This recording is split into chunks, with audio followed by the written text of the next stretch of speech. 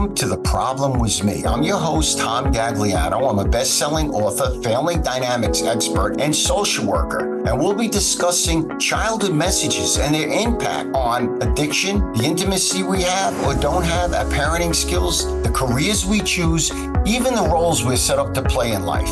Do you put other people's needs ahead of your own? Do you have a hard time sharing your feelings? Do you feel invisible? Do you have a hard time saying no to others? Do you have an inner voice screaming for help, but yet you're so afraid of allowing others to hear this voice? Well, you've come to the right show. I'll be touching upon these issues and much more from my personal and professional experiences to help you end the negative self-talk and take your life to a new level. The Problem Was Me starts now. Hi, welcome to The Problem Was Me with your host, me, Tom Gagliano. So we're going to talk about narcissism today and codependency today.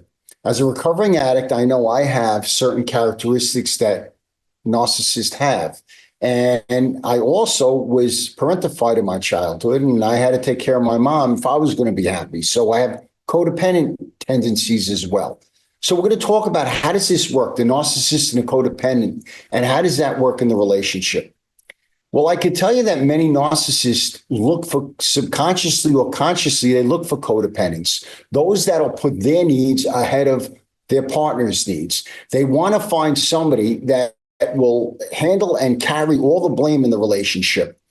And that's what they do, narcissists. They put all the blame on the codependent, on their partner.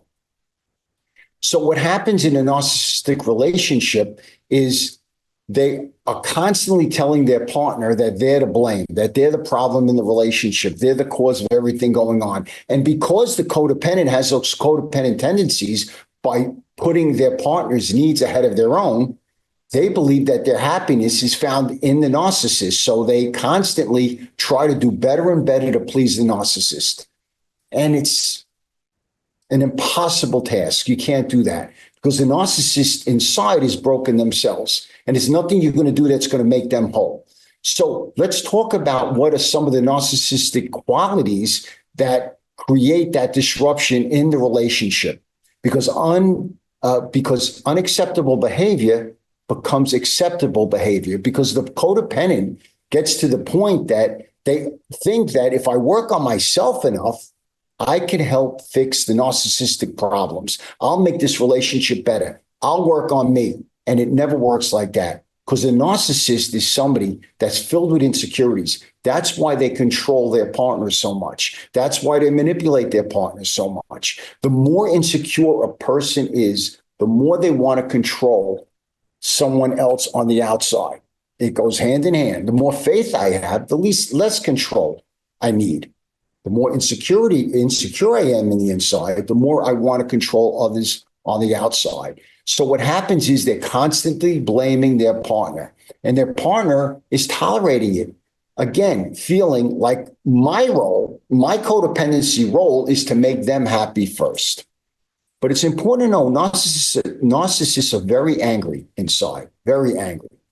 And what they need is for you to act and think the way that they want you to act and think. And don't you dare look at any of their shortcomings. They will not let you do that.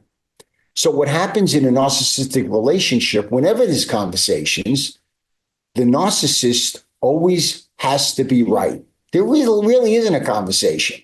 Anything that happens is they need to be right. They can't handle any kind of feedback, any kind of feeling that they might have done something wrong. They can't, and they'll get angry.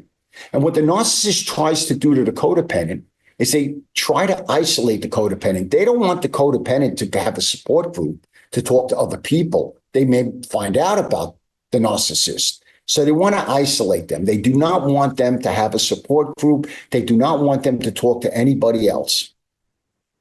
So what happens is, in a relationship like that, you start to believe everything that the narcissist says. You get to the point where you start to buy into whatever they're saying. It must be my fault. It must be my fault.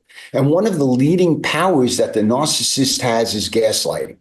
And what is gaslighting? Gaslighting is a form of persistent manipulation and brainwashing, constantly giving you the same messages. It's your fault. It's your fault. It's your fault. Don't even look at me. It has to be your fault. And these messages are repeated so much that the person starts to buy into it. You know what? Maybe they're right. Maybe it is my fault. What happens to that person is eventually in time, they lose their sense of self. They really can't find themselves. They're lost. They don't know how to deal with anything that comes up. Their mind is totally enwrenched in the narcissist. And I know this. As I said before, I had a mom that I had to caretake. My father was never around. He was multiply addicted. So my feel goods, my happiness rested in making my mother happy first. That's a codependent quality. You walk around in eggshells. You don't want to make anybody mad that's around you. You tippy-toe. You lose who you are. Basically, you only think you're going to find your happiness in making someone else happy first. That's one of the characteristics of a caretaker. That's why the narcissist and the caretaker fit so well. The narcissist wants to give you all the blame, and the caretaker sometimes takes all the blame. It's very dysfunctional, but as you can tell, it kind of works in a sick way. And when I say it works, it doesn't make the partner happy, but they are playing into that narcissistic role that the narcissist plays into. It's your fault, has to be your fault. It can't be my fault. And I'm going to keep brainwashing you until you buy into the fact it is my fault. And don't you dare talk to anybody else. I don't want you to have a support group. I don't want you to speak to others who may tell you that some of it might be my fault. So I need to isolate you. I got to eliminate what I call your witnesses. I got to keep you in that zone where I can keep repeatedly tell you this enough that you just buy into it. And that's what I mean, where somebody who's codependent absolutely loses their sense of self. They start to buy into it more and more. And they live with that pain. And the worst part, as I said before, is they think, well, I got to work on me more. If I could be a better person or fix myself, my partner, the narcissist, is going to see it, and then they'll change. It's kind of the definition of insanity, doing the same thing over and over again and expecting different results. It doesn't ever work. It won't work. That's why the key is to get a support group, is to get other supportive people, not people that are going to put you down and say, why do you take this? Why do you tolerate this? Why are you allowing them to do this? Those aren't supportive people. Supportive people are those that really say, hey, I want to help you. How can I help you? And then when you trust someone enough, you'll ask them, give me some feedback. I don't think it's possible to leave a narcissist without the support of other people. Or I'm not telling everybody to leave the narcissist, but I don't think anybody can enrich their lives without the support of other people if they're in a relationship with a narcissist. I think it's very important that everyone find a support group to build those therapeutic muscles on what you can do to at least put boundaries down, even if you're going to stay in the relationship, to take care of yourself. We're going to talk more about that after the break. We're going to talk about what the person can do to help themselves, because it's very tough to be in a relationship with a narcissist. Many times, even if you get professional help, the narcissist won't like any therapist or any professional help that puts them in the responsibility seat. They don't want that. They want to stay in the victim seat. They will like any help they get, a therapist or not, that they can manipulate. And they're good at manipulation. Don't underestimate them. Very good. They can manipulate anyone. Family, partner, therapist, anyone. So if you're going to get professional help, you have to seek out somebody that really knows about the narcissistic mind and the manipulation that's involved. Because the narcissist will also manipulate their children. Many children of the narcissist feel like their needs didn't matter to that parent, that narcissistic parent. So when they get a little attention, they want to please them too. And I'm not saying a narcissist doesn't love their children. They do, but they'll always put themselves first. They will always come first. And whatever they got to do, they will do. Even if it's to hurt their partner through manipulating their children to buy into how they feel. They'll do that. They'll manipulate their children against their partner to get the things that they want. And it has tremendous consequences on the children. The children will grow up manipulating others, not trusting others. They'll either grow up to be a narcissist themselves or a codependent themselves, where they're going to tolerate inappropriate behavior themselves in their adult relationship, taking as a narcissist takes and giving too much as a codependent, not knowing what my responsibility is and what my responsibility isn't. So it has a lot of consequences on down to the children when they have parents where one's a narcissist and the other's codependent. They don't know. They don't understand. What is my responsibility? What isn't my responsibility? It's not an easy thing to do. So again, it's important to work on this relationship. I am not telling anybody to leave the relationship. But when we come back from the break, we're going to talk about some things that the codependent can do to strengthen themselves, to better deal with the narcissist. So we're going to take a quick break. We'll come back and we'll talk about those solutions. Thank you.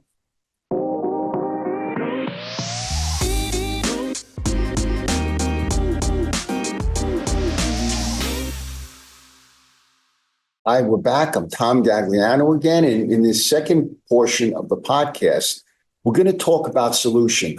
In the first part, we spoke about the problem. What is the characteristics of the narcissist? Why it creates havoc in the relationship? Why the codependent also enables the narcissist to create the havoc.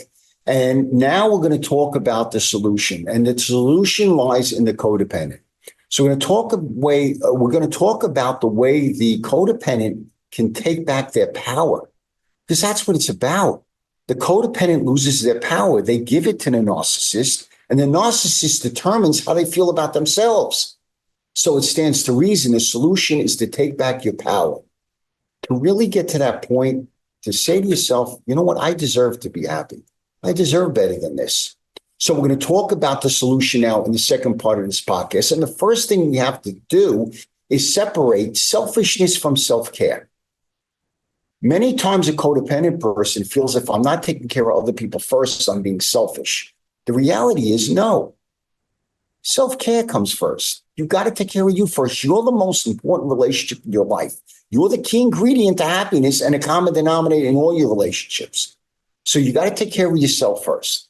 So the very first thing is that the codependent needs a support group. I'm telling you now, you can stop the podcast. You're not going to be able to do this without a support group.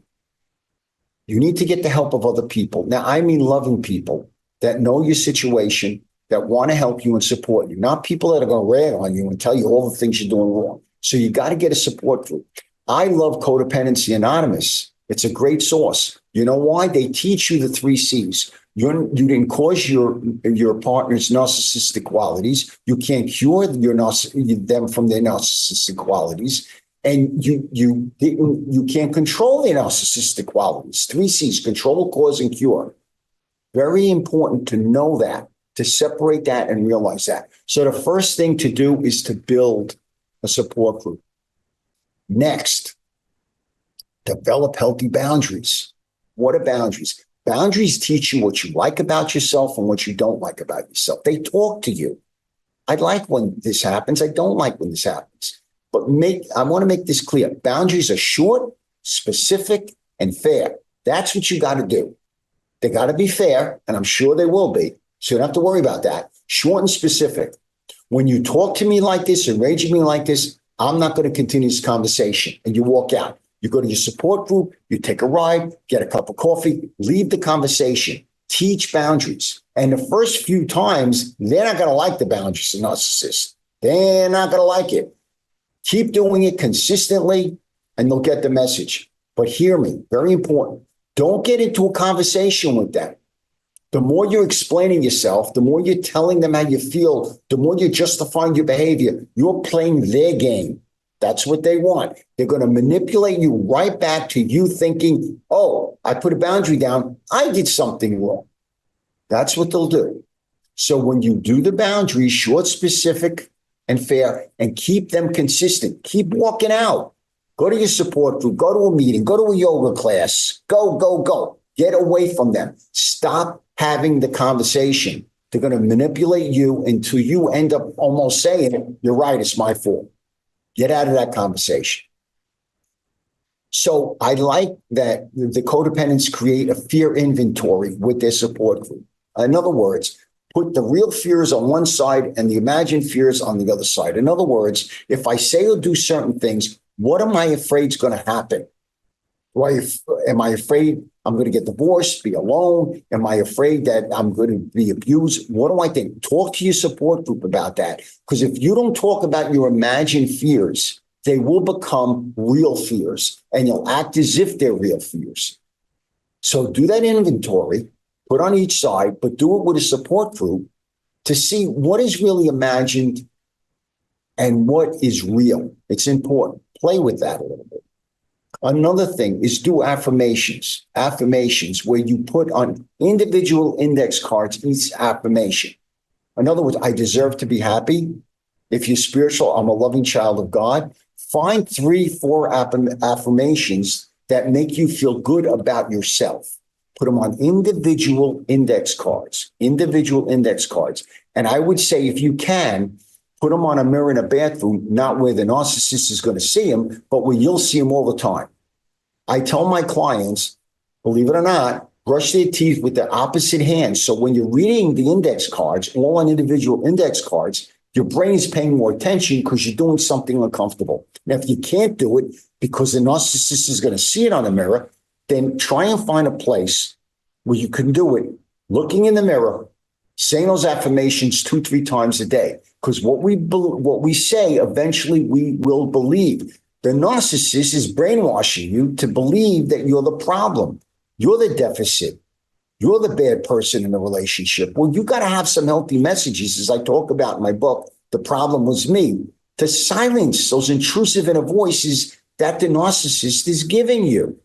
So do those affirmations in the mirror if you can. Another thing that's important that you can do is practice what you're going to say, like a play in the mirror. When you talk to me, I'm just going to leave. I'm going to walk away. When you treat me like this, I'm not going to stand for it. I just walk away. Practice it in the mirror. When you say this, it's hurtful, and I got to leave. When you do this, it's hurtful, and I got to leave. And find your support group. Get away. Go to Codependency Anonymous, friends, family, whoever you can that you know has your back. And connect with them more. The more you connect with them, the less the narcissist's intrusive messages are going to have the power to control your thinking. If they have the power to control your thinking, they'll have the power to control your actions. So connect with that support group and practice in the mirror like a play. Run that script. If you do this, I'm going to leave. If you say this, I'm going to leave. I'm not saying you have to leave forever, but consistently put those boundaries down. The only way to get somebody who's a narcissist to really work on themselves is heavy consequences. When they're really afraid of losing something they have or not getting something they want, remember something. They're insecure inside. They may show you this bravado and everything else. Inside, they're scared little kids. You may not see that, but trust me, they are. So when you hit that scared little kid, they'll start to pay attention and they'll be more willing to get help. But you got to put those boundaries down and be consistent with those boundaries. And remember what I said. Many times they'll find the therapist that they can manipulate, not the right one, the one that they could manipulate just like they do you. The one they don't like, it's probably the one that knows them inside and out. That's why you need to get help, regardless of what they do. Professional help, Codependency Anonymous, you need to get help. It's very important. Because unless they're afraid of losing something they have or not getting something they want, there's very few hope that they're going to work on themselves because they're scared stiff. That's their insides. That's their insides. So I hope some of the things I said today are helpful to you. Take what you can that you can use. Leave the rest right here, as I always say. You don't have to agree with everything I say. But if you can take a couple of nuggets out of this podcast that can help you in your life, please do. So in a couple of weeks, what we're going to do is we're going to talk about New Year's resolutions. Why do we always fail during the new year? What is the subconscious fear that's paralyzing us and stopping us from moving forward?